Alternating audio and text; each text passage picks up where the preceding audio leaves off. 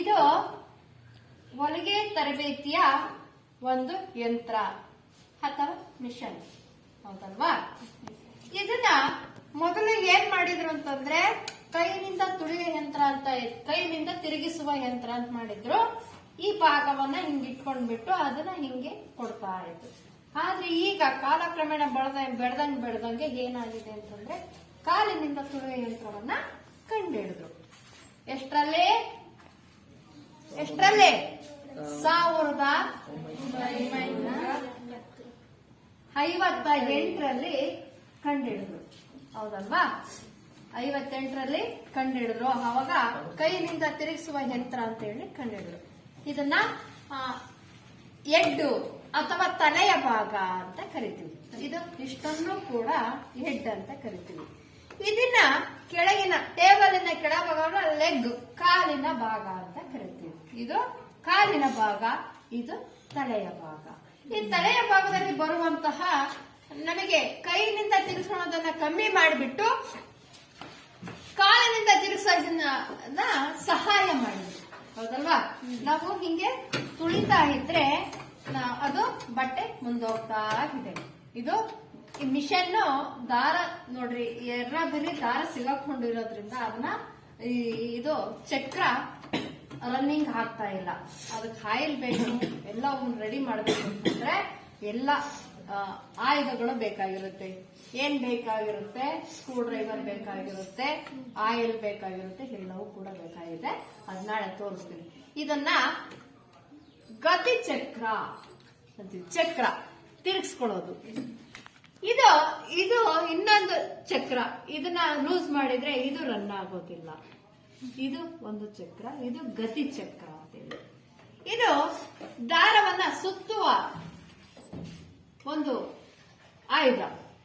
ಈಗ ಇದು ಒಂದು ಬಾಬಿನ್ ಇದೆ. ಇದು ಬಾಬಿನ್ ಖಾಲಿಯಾಗಿದೆ, ನಮಗೆ ಕೈಯಿಂದ ಸುತ್ತೋಕ್ಕಾಗಲ್ಲ. ಆಗ ನಾವು ಇಲ್ಲೊಂದು ದಾರ ಇದೆ ಅಂದ್ರೆ ಇದರಿಂದ ಇದಕ್ಕೆ ಇಟ್ಕೊಂಡು ನಾವು ಇದನ್ನ ತಿರುಗಿಸ್ಬಿಟ್ಟು ಹಿಂಗೆ ಸೆಟ್ ಮಾಡಿ ಇದನ್ನ ತುಳಿತಾ ಇದ್ರೆ ಇದರಷ್ಟಕ್ಕೆ ಇದು ಇಲ್ಲಿ ದಾರ ಸುತ್ತಾ ಇರುತ್ತೆ. ದಾರ ಸುತ್ತಕ್ಕೆ ಮಾಡಿರುವಂತಹ ಒಂದು ಸ್ಕ್ರೂ. ಇವು ದಾರವನ್ನ ಹಾಕ್ಲಿಕ್ಕೆ ಮಾಡಿರುವಂತಹ ಒಂದು ಪಿನ್ಗಳು. ಇವು ಸ್ವಲ್ಪ ಈ ಕಡೆ ಬರಮ್ಮ, ಹಿಂಗೆ ಹತ್ರದಿಂದ ಕಾಣಂಗೆ. ಇದು ಕುದುರೆ ಅಂತ ಹೇಳ್ತೀವಿ. ಇದು ಕುದುರೆ. ಇಲ್ಲಿ ಏನಿದೆ ಫ್ರೆಜರ್ ಫುಟ್. ಈ ಫ್ರೆಜರ್ ಫುಟ್ ಅನ್ನ ಬಟ್ಟೆಯನ್ನ ಸೇರಿಸಿದಾಗ ಇದನ್ನ ಎತ್ತಿದ್ರೆ ಬಟ್ಟೆ ಇಡಬಹುದು, ಇದನ್ನ ಬಿಟ್ರೆ ಅದು ರನ್ನಿಂಗ್ ಆಗಬಹುದು. ಒಂದು ಪೇಪರ್ ಕೊಡಿ, ಯಾವ್ದಾದ್ರು ಒಂದು ಪೇಪರ್ ಕೊಡಿ ಬೇಗ. ಇದನ್ನ ಇಟ್ಟು ಮುಂದೆ ತುಳಿತಾ ಹೋಗ್ಬೇಕು, ಹಿಂಗ್ ಇಡೋದು. ಅದ ಇದು ಬಟ್ಟೆ ಅಂತ ತಿಳ್ಕೊಳ್ಳೋಣ. ಅಲ್ಲಿ ಇದನ್ನ ಈಗ ಇಟ್ಟು ಇದಿದೆ, ಅಲ್ಲೂ ಬಿಗಿಯಾಗಿ ಕೂತಿದೆ ಫ್ರೆಜರ್ ಫುಟ್. ಇದು ಫ್ರೆಜರ್ ಫುಟ್ ಅಂತ. ಇದು ಸೂಜಿಯನ್ನ ಹಾಕ್ಲಿಕ್ಕೆ ಇರುವಂತಹ ಒಂದು ನಟ್ಟು. ಇದು ಕುದುರೆ. ಇದನ್ನ ಕುದುರೆ ಅಂತ ಯಾಕಂತೀವಿ ಅಂತಂದ್ರೆ ಇದು ಹಿಂಗೆ ಎತ್ತಬಹುದು ಮತ್ತೆ ಹಿಂಗೆ ಇಳಿಸಬಹುದು. ನೋಡಿ, ಹಿಂಗೆ ಎತ್ತಿದಾಗ ಇಲ್ಲಿ ಫ್ರೆಜರ್ ಫುಟ್ ಮೇಲಕ್ಕೆ ಬಂತು. ಆಗ ನಾವು ಈ ಬಟ್ಟೆಯನ್ನ ಇಡ್ತೀವಿ ಅಲ್ವಾ? ಈ ಬಟ್ಟೆಯನ್ನ ಇಟ್ಟಾಗ ಮುಂದೆ ಇದು ತಿರುಗಿಸ್ತಾ ಹೋದ್ರೆ ಅದು ಸಂಪೂರ್ಣವಾಗಿ ಬಟ್ಟೆ ಮುಂದೆ ಹೋಗುತ್ತೆ, ಹೌದಲ್ವಾ? ಇದು ಬಟ್ಟೆ ಆಗಿರೋದ್ರಿಂದ ಸರಕ್ತಾ ಇಲ್ಲ ಅಲ್ಲ, ಪೇಪರ್ ಆಗಿರೋದ್ರಿಂದ ಇದು ಸರಕ್ತಾ ಇಲ್ಲ. ಹಾಗಿದ್ದಾಗ ಈಗ ನೆಕ್ಸ್ಟ್ ಅದು ಕುದುರೆ ಆಯ್ತು. ಇದು ಪಿನ್, ಸ್ಟೂಲ್ ಪಿನ್ ಅಂತ ಹೇಳ್ತೀವಿ. ಇಲ್ಲಿಂದ ದಾರವನ್ನ ಈ ರೀತಿಯಾಗಿ ತಗೊಂಡ್ಬಿಟ್ಟು ಹೀಗೆ ಸೇರಿಸ್ಕೊಳ್ಳೋದು. ಇದು ಸ್ಪ್ರಿಂಗು, ಇದೊಂದಿದೆ. ಈ ಸ್ಪ್ರಿಂಗಿಗೆ ಸೇರಿಸ್ಕೊಂಡು ನಂತರ ಹೀಗೆ ತಗೊಳ್ಳೋದು. ಇದಕ್ಕೆ ಸ್ಟೂಲ್ ಪಿನ್ ಅಂತ ಹೇಳ್ತೀವಿ, ಹೌದಲ್ವಾ? ಇಲ್ಲಿ ಒಂದು ಭಾಗದಲ್ಲಿ ನಾವು ದಾರವನ್ನ ಏರಿಸಲಿಲ್ಲ ಅಂತಂದ್ರೆ ಹೊಲಿಗೆ ಬರೋದೇ ಇಲ್ಲ.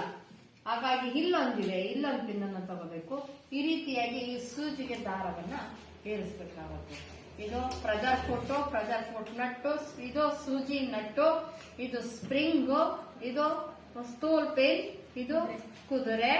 ಟೆನ್ಷನ್, ಇದಕ್ಕೆ ಫ್ರೆಜರ್ ಫುಟ್ ಅಂತ ಹೇಳ್ತೀವಿ. ನೆಕ್ಸ್ಟ್ ಥ್ರೆಡ್ಗಳು, ಇದು ಕೇಸು, ಇದು ಬಾಬಿನ್ನು. ಇವ ಎರಡನ್ನೂ ಕೂಡ ನಾವು ಇದ್ರ ಒಂದ್ರ ಒಳಗಡೆ ಒಂದನ್ನ ಸೇರಿಸ್ಬಿಟ್ಟು ಇದರಲ್ಲಿ ಹಾಕೊಂಡು ಈ ಭಾಗದಿಂದ ದಾರವನ್ನ ನೋಡಿ, ಇದು ಸ್ಕ್ರೂ ಫುಲ್ ಲೂಸ್ ಇದೆ, ಹಿಂಗ್ ಹೇಳಿಬಾರ್ದು. ಬೇರೆ ಹೇಳಿದ್ರೆ ಏನಾಗುತ್ತೆ ಅಂತಂದ್ರೆ ಇವೆಲ್ಲವೂ ಸಡಿಲವಾಗ್ತವೆ. ಸಡಿಲವಾದಾಗ ದಾರ ಬರೋದು ಕಷ್ಟ ಆಗ್ತದೆ. ಇದನ್ನ ಒಳಗಡೆ ಒಂದು ಸಟ್ ಅಂತ ಇರುತ್ತೆ, ಅದರಲ್ಲಿ ಕರೆಕ್ಟ್ ಆಗಿ ಸೂಜಿ ದಾರವನ್ನ ಹಾಕಿ ಸಟ್ಲಿಗೆ ಈ ಬಾಬಿನ್ ಕೇಸವನ್ನ ನೀಟಾಗಿ ನಾವು ಇಡಬೇಕಾಗುತ್ತೆ. ಇದನ್ನ ಇಟ್ಟಾಗ ನಾವು ಸೂಜಿಗೆ ದಾರವನ್ನ ಹೇರಿಸ್ಬಿಟ್ಟು ಮೇಲ್ಭಾಗಕ್ಕೆ ಕರೆಕ್ಟ್ ಆಗಿ ನಾವು ಸಟ್ ಮಾಡಿ ಈ ಕೇಸು ಬಾಬಿನನ್ನ ಸೂಜಿಯನ್ನ ಒಂದು ಭಾಗ ಕೆಳಗಡೆ ಹಿಡಿಸ್ಬಿಟ್ಟು ಮೇಲ್ ಬಂತಂದ್ರೆ ನೀಟ ದಾರ ಮೇಲ್ ಬರ್ತದೆ. ಇಲ್ಲ ಒಂದು ಸ್ವಲ್ಪನೂ ಕೂಡ ಅಂದ್ರೆ ಹಾಕಿರುವ ಸೂಜಿ ಮುರಿಯುತ್ತೆ, ಸಟ್ಲಿಗೆ ದಾರ ಸಿಕ್ಕಾಕ್ಬರುತ್ತೆ. ಆ ರೀತಿಯಾಗಿ ನಾವು ಏನ್ ಮಾಡಬೇಕು ಅಂತಂದ್ರೆ ನೀಟಾಗಿ ಇದನ್ನ ಹಾಕ್ಬೇಕಾಗುತ್ತೆ. ಈಗ ಸುಮ್ನೆ ತುಳಿಯೋದು ಪ್ರಾಕ್ಟೀಸ್ ಮಾಡಕ್ಕೋಸ್ಕರ ತುಳಿಬೇಕು ಅಂತಂದ್ರೆ ಈ ಬಾಬಿನ್ ಕೇಸ್ ತೆಗಿಬೇಕು, ಸೂಜಿಯನ್ನ ತೆಗಿಬೇಕು. ಈ ಕುದುರೆ ಇದೆಯಲ್ಲ, ಇದನ್ನ ಎತ್ತಿದಾಗ ಈ ಟೆನ್ಷನ್ ಪ್ರೆಷರ್ ಫುಟ್ ಮೇಲೆ ಬರುತ್ತೆ. ಆವಾಗ ನಾವು ತುಳಿಯೋದನ್ನ, ಮಿಷಿನ್ ತುಳಿಯೋದನ್ನ ಕಲಿಬಹುದು, ಹೌದಲ್ವಾ? ಇವು ಎಲ್ಲವೂ ಕೂಡ ದಾರ ಲೂಸ್ ಆಗಿರೋದ್ರಿಂದ, ಆಮೇಲೆ ಸಟ್ಲಲ್ಲಿ ದಾರ ಸಿಗಾಕೊಂಡು ಹೋಗಿರೋದ್ರಿಂದ ನಾವು ಇದನ್ನ ತುಳಿಯಕ್ಕೆ ಬಹಳ ಟೈಟ್ ಆಗ್ತಾ ಇದೆ. ಆದ್ರೂ ಕೂಡ ಒಂದು ನಿಮಿಷದಲ್ಲಿ ತುಳಿಯೋಣ. ಇವೆಲ್ಲವೂ ಕೂಡ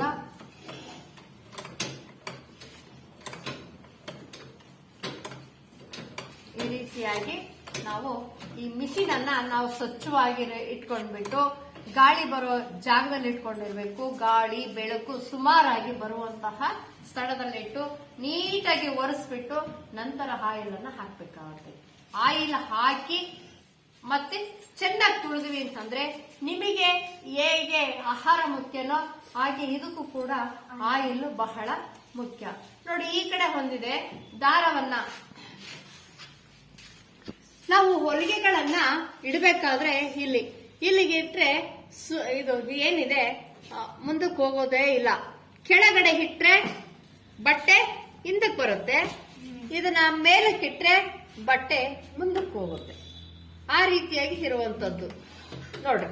ಇದೀಗ ಫ್ರೆಜರ್ ಫೋಟೋ ಅಳ್ಳಾಡುತ್ತೆ ನೋಡ್ರಿ, ಹೌದಲ್ವಾ? ಈ ಒಳಗಡೆ ಹಲ್ಲಿದೆಯಲ್ಲ ಅದು ಅದೇ. ಇದನ್ನ ಪೂರ್ತಿ ಕೆಳಗಡೆ ಮಾಡಿದು ಅಂತಂದ್ರೆ ಇದು ನೋಡ್ರಿ ಹಿಂದಕ್ಕೆ ತಳ್ಳುತ್ತದು, ಹೌದಲ್ವಾ? ಇದಷ್ಟು ಕೂಡ ಹಿಂದಕ್ಕೆ ಬರುತ್ತೆ. ಅದಕ್ಕೆ ನಾವು ಹೊಲಿಗೆಗಳನ್ನ ಚಿಕ್ಕದು ದೊಡ್ಡದು ಮಾಡ್ಬೇಕು. ಪೂರ್ಣ ಚಿಕ್ಕದು ಹಿಂದಕ್ಕೆ ಬರುತ್ತೆ ಬಟ್ಟೆ, ಇದನ್ ಮೇಲಕ್ಕಿಟ್ರೆ ಪೂರ್ಣ ದೊಡ್ಡದು. ನಮಗೆ ಯಾವ್ದು ಬೇಕಾ ಹೊಲಿಗೆಗಳನ್ನ ಇಡೋಣ ಮುಂದೆ ಹೋಗುತ್ತೆ. ಆಮೇಲೆ ಕೆಳಗಡೆ ಇದು ವೀಲ್ ಅಂತ ಹೇಳ್ತೀವಿ, ಇದು ಬಾರ್ ಅಂತ ಹೇಳ್ತೀನಿ, ಇದು ವೀಲ್, ಇವು ಪೆಟಲ್ ಅಂತ ಹೇಳ್ತೀವಿ. ಈ ಹಾಕಿ ಕಾಲಲ್ಲಿ ಹಾಕಿ ತುಳಿಯುವಂತದ್ದು ಪೆಟ್ಲ್ ಅಂತ ಹೇಳ್ತೀವಿ. ಈ ಎಲ್ಲವೂ ಕೂಡ ನಾವು ಆಯಿಲ್ ಅನ್ನ ನಾವು ಸಿಂಪರಣೆ ಮಾಡಬೇಕಾಗುತ್ತೆ. ಇನ್ನೆರಡನೇದು ಅಂತಂದ್ರೆ ಈ ಮಿಷಿನ್ ಅನ್ನ ತೆಗಿತೀವಿ ನಾವು. ಮಿಷಿನ್ ಅನ್ನ ಹಿಂಗ್ ತೆಗಿಬೇಕಾದ್ರೆ ಈ ಬಾರನ್ನ ತೆಗೆದ್ಬಿಟ್ಟು ನಂತರ ಸಂಪೂರ್ಣವಾಗಿ ಇಲ್ಲದೆಲ್ಲ ನೀಟಾಗಿ ಕಸ ಎಲ್ಲ ಧೂಳು ಎಲ್ಲ ತೆಗೆದು ಬಿಟ್ಬಿಟ್ಟು ಇಲ್ಲಿ ಈ ಭಾಗಕ್ಕೆಲ್ಲವಕ್ಕೂ ಕೂಡ ಆಯಿಲ್ ಅನ್ನ ಹಾಕ್ಬೇಕಾಗತ್ತೆ. ಈ ಎಲ್ಲವೂ ಕೂಡ ನಮಗೆ ಚೆನ್ನಾಗಿರ್ಬೇಕು ಅಂತಂದ್ರೆ ಸಂಪೂರ್ಣವಾಗಿ ಎಲ್ಲವೂ ಕೂಡ ಆಯಿಲ್ನಿಂದ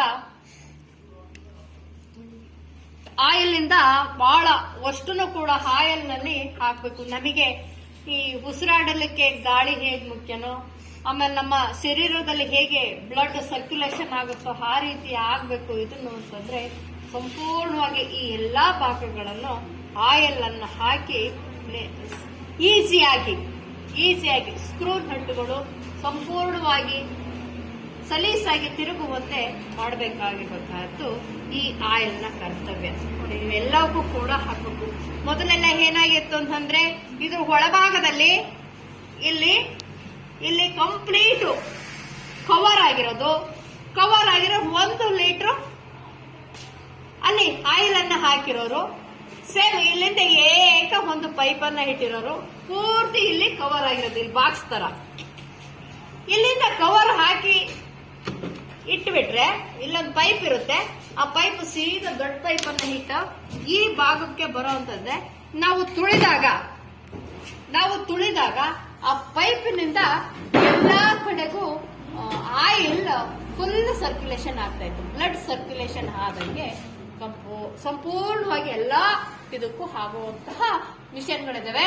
ಆದ್ರೆ ನಮ್ಮ ಮಿಷಿನ್ ಅಲ್ಲಿ ಏನಾಗಿದೆ ಅಂತಂದ್ರೆ ಇದು ಆರ್ಡಿನರಿ ಮಿಷನ್ ಆಗಿರೋದ್ರಿಂದ ನಮ್ಮಲ್ಲಿ ಅದಿಲ್ಲ, ಎಲ್ಲ ಗಾಳಿ ಆಡುವಂತೆ ಬಿಟ್ಟಿದ್ದೀವಿ. ಹಾಗಾಗಿ ನಮಗೆ ಅದಿಲ್ಲ. ನಾವೇ ಸ್ವತಃ ಕೈಯಾರೆ ಆಯಿಲ್ ಅನ್ನ ಎಲ್ಲವಕ್ಕೂ ಕೂಡ ಹಾಕ್ಬೇಕಾಗುತ್ತೆ, ಹೌದಲ್ವಾ? ಈ ರೀತಿಯಾಗಿ ನಾವು ಒರೆಸ್ಬಿಟ್ಟು ಆಯಿಲ್ ಅನ್ನ ಹಾಕಿ ತುಳಿದು ಆಮೇಲೆ ಯಾವ್ದಾದ್ರೂ ಒಂದು ಹೊಸ ಬಟ್ಟೆ ತಕ್ಷಣಕ್ಕೆ ಇಡಬಾರ್ದು, ಆಯಿಲ್ ಆಗುತ್ತೆ. ಒಂದು ಹಳೆಯ ಬಟ್ಟೆಯನ್ನ ಇಟ್ಟು ನಾವು ತುಳಿಬೇಕು. ಆಗ ಅದು ನಮಗೆ ಆಯಿಲ್ ಆಗದ ರೀತಿಯಲ್ಲಿ ಭಾರ ಹಾಕುತ್ತದೆ. ಕೆಳಗಡೆ ಹಾಕಿ ಒಬ್ಬರು ಹಾಕಿ ಈ ರೀತಿಯಾಗಿ ಒಂದು ಕಡೆಯಿಂದ ನೀಟಾಗಿ ಹಾಕಬೇಕು. ಈ ರೀತಿಯಾಗಿ ಹಾಕಬೇಕು.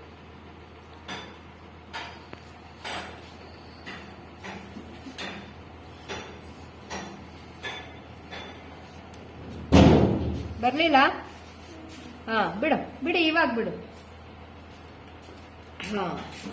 ಈ ರೀತಿಯಾಗಿ ಸಂಪೂರ್ಣವಾಗಿ ಹೋಗ್ಬೇಕು.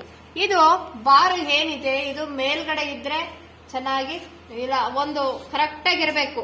ಹಾಗಿದ್ರೆ ಅದು ತುಳಿಲಿಕ್ಕೆ ಅನುಕೂಲ ಆಗುತ್ತೆ. ಈ ವೀಲು ಕೂಡ ಚೆನ್ನಾಗಿ ಬರುತ್ತೆ, ಹೌದಲ್ವಾ? ಯಾರಾದ್ರೂ ಸ್ಕ್ರೂ ಡ್ರೈವರ್ ಇದ್ರೆ ತರ್ರಿ, ಸರ್ಕಲ್ ರೆಡಿ ಮಾಡಿಸ್ತೀನಿ. ಈಗಲೇ ರೆಡಿ ಮಾಡ್ತೀನಿ. ಗೊತ್ತಿದ್ಯಾ? ಆಫೀಸ್ ರೂಮ್ ಆಗಿದ್ಯಾ? ನೋಡಿದ್ಯಾ? ಸಣ್ಣ ಬಿರಾಗಿರೋದು ಬೇಡ, ಇಲ್ಲಿ ಹೊರಗೆ ಏನಾರ ಇದ್ರೆ ತಗೊಂಬ. ನಾವು ಒಬ್ಬೊಬ್ಬರಾಗಿ ತುಳಿತಾ ಹೋಗೋಣ. ಯಾರು ತುಳಿತೀರಾ? ಬಾಯ್ ತುಳಿ.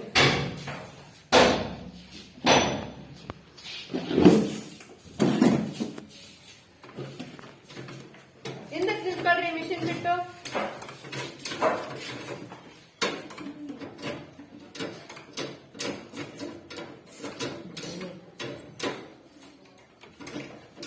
ಹಿಂದೆ ಅಲ್ಲ, ಬರೇ ಆ ಕಡೆನೆ ಬರ್ಬೇಕು. ವೀಲು ಒಂದೇ ಕಡೆ ಹೋಗ್ಬೇಕು. ಹಿಂಗೆ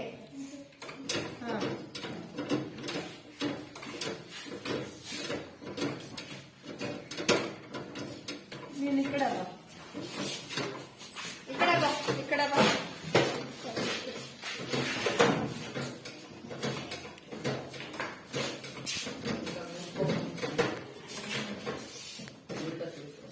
ಕಾಲು ಒಂದೇ ಸಮನಾಗಿಡೋ, ಒಂದೇ ಸಮನಾಗಿಡೋ ಕಾಲು. ಈಗ ತುಳಿ. ಆ ಹಿಂದೆ ಮುಂದೆ ಇಟ್ಕೋಬಾರ್ದು. ಗ್ರಿಪ್ ಬೇಕಂತಂದ್ರೆ ನೀವು ಕಾಲು ನೋಡ್ಬೇಡ, ಮುಂದೆ ನೋಡ್ಬೇಕು. ತುಳಿ ತುಳಿ, ಚೆನ್ನಾಗಿ ತುಳಿ. ಎನರ್ಜಿ ಬೇಕು, ಹೌದಲ್ವಾ? ಮತ್ತೆ ಯಾರು? ಬರ ನಯನ, ಬಾ ನಯನ.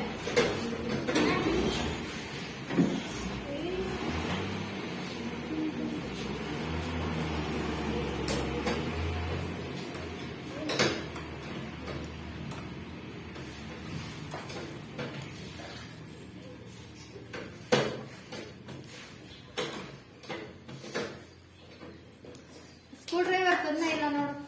ಒಬ್ಬರಾಗ್ರಿ ಬರೀ, ಇಲ್ಲ ಎಲ್ಲ ಬರೀ ಕಳಿಸಿ.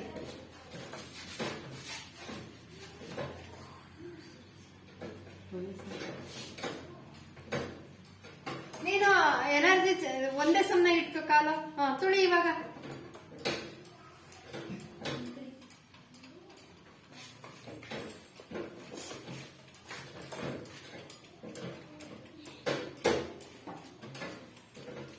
ಮುಂದಕ್ಕೆ ಹೋಗಬಾರ್ದು, ಇದಕ್ಕೆ ಇತ್ಲಾಗೆ ಬರಬೇಕು.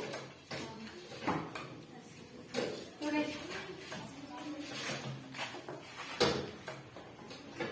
ನೀನು ಆ ಕಡೆ ಗಮನ ಕೊಡು. ಅಮ್ಮನ್ ತುಳಿತಾ ಇರು.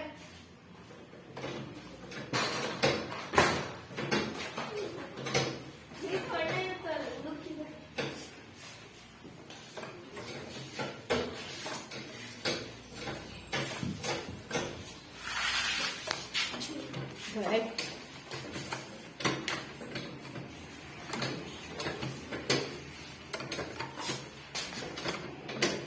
ಸಾಕು. ಪ್ರಾಕ್ಟೀಸ್ ಇದ್ರೆ ನೀಟಾಗಿ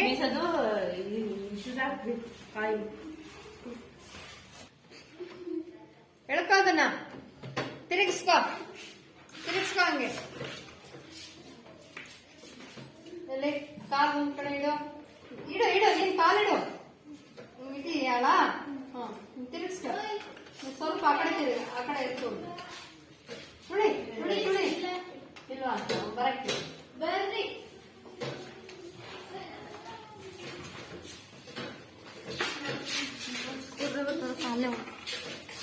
ತುಳಿ ಇದನ್ನು ತುಳಿ. ಎದ್ದ ನಿನಗೆ ಆಗೋದಿಲ್ಲ. ತುಳಿ ತಿರ್ಸಿದ್ರೆ ಕಾಲ ತುಳಿ ಫಸ್ಟ್.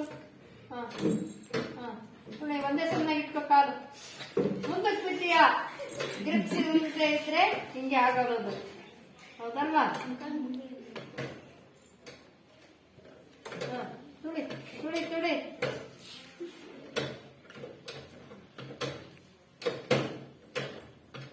ತುಳಿಬೇಕಲ್ಲಿ ಕೆಳಗಡೆ ತುಳಿ.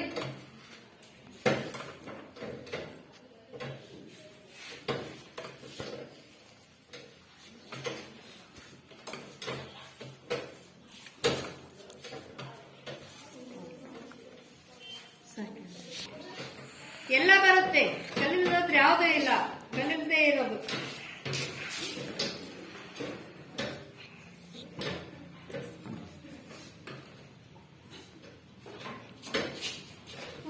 ತುಳಿ ಇದನ್ನ ತಳ್ಕೊ, ಇದನ್ನ ತಳ್ಕೊಂಡ್ರೆ ತುಳಿ.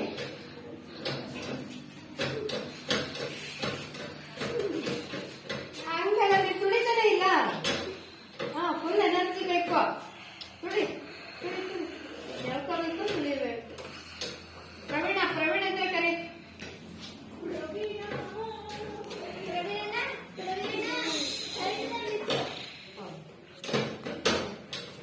ಕಾಲ ಆ ಕಡೆ ಇದೆ, ತುಳಿ. ಇವಾಗ ಸಿಗಲಿಲ್ಲ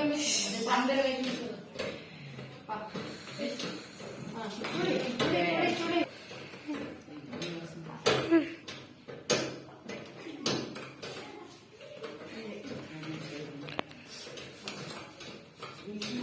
ಚೆನ್ನಾಗಿ ತಿನ್ಬೇಕು, ಚೆನ್ನಾಗಿ ಅಡ್ಡಾಡ್ಬೇಕು, ಅವಾಗಲೇ ಅದು ಬರಕ್ ಸಾಧ್ಯ ಆಗೋದು, ಹೌದಲ್ವಾ?